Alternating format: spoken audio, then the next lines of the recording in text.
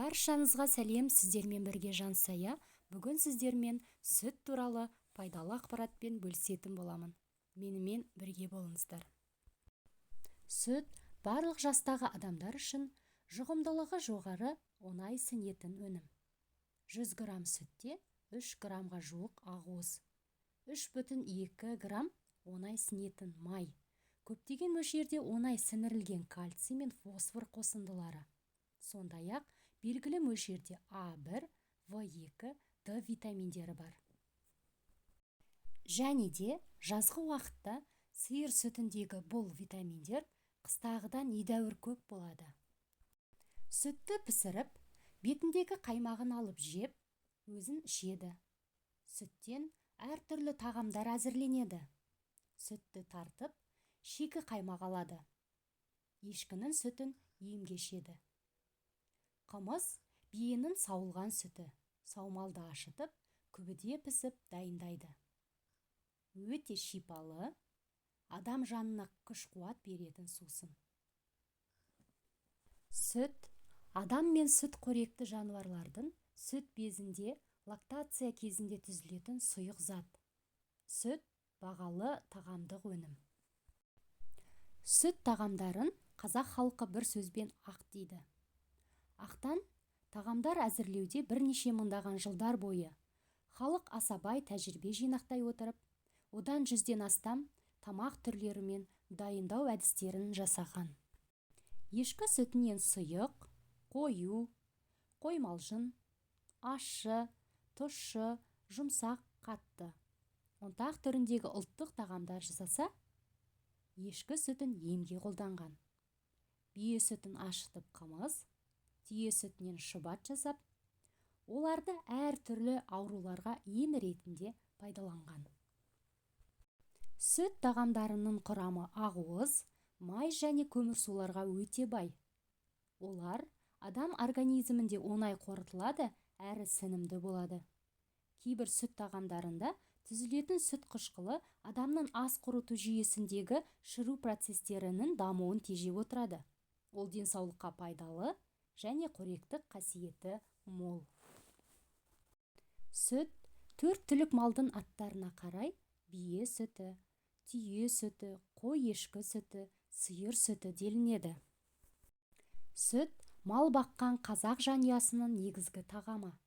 Одан қымыз, шұбат, айран, қатық, сары май, ірімшік, құрт, сүзбе, қаймақ сияқты ішетін, жейтін, сусындайтын алуан түрлі тағам әзірлейді.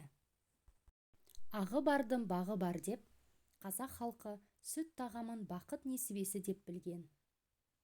Сүтті соншалық қасиеттеудің басты себебі ол тіршілік арқауы. Одан неше алуан құнарлы тағамдар әзірлеп, дастархан молшылығын жасаған. Қазақтардың сүттен жасайтын ұлттық тағамдарының түріне сан жетпейді деп жазған ертедегі бір зерттеуші.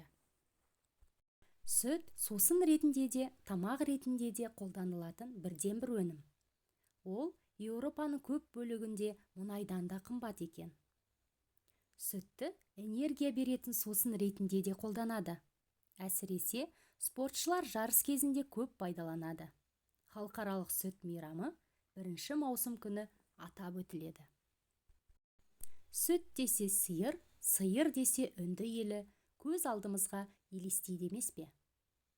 Сиыр ежелден қасиетті жануар болып есептеледі. Сүт өнімі ел экономикасының маңызды бөлігі. Әлемде үнді елі сүт өнімін өндіруден 2-ші орынға ие. Өзіміздің елімізде сүт өнімдерін өндіру жөнінен басқа елдерден қалыс қалмайды. Сүт өнімдерінде кальций бар. Сүйекті, тісті нығайтады. Бұлшық еттің қызметін жақсартады. Сиырдың сүті несеп ауруларына пайдалы. Ойды ұшқырлайды, уланғанда көмектеседі. Сүтті жөтелгенде, суық тигенде ішеді. Адам организмі уланған жағдайда да сүтті қолданады.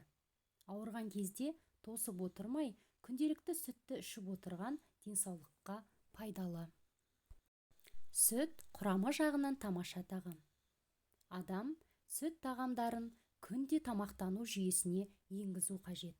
Себебі оның құрамында адам ағзасын тазартатын заттар бар. Сүт адам денсаулығына қажетті нәр. Сиыр сүті табиғи өнім. Оның құрамында адам ағзасына қалыпты жетілу үшін барлық зат бар. Соған орай, оған физиологиялық құндылығы жағынан бірде-бір азық тең келе алмайды. Сүт ас қорыту мүшелеріміздің жұмысын жақсартып отырады.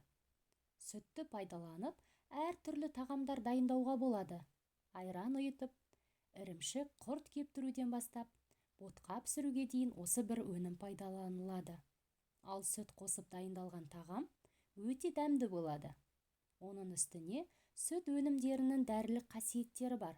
Олар емдеу, алдын алу, диеталық тағам ретінде де қолданылады. Сүт құрамында А дәрумені көздің көргіштігін жақсартады. С дәрумені иммунитетті жоғарылатады. Д дәрумені сүйектің қатаюына септігін тигізеді. Ұйқы қашқанда жылы сүт ішіп жатса, адам жақсы ұйықтайды. Сүт табиғи өнім болып табылады. Ол қасиетті әрі сенімді тағам.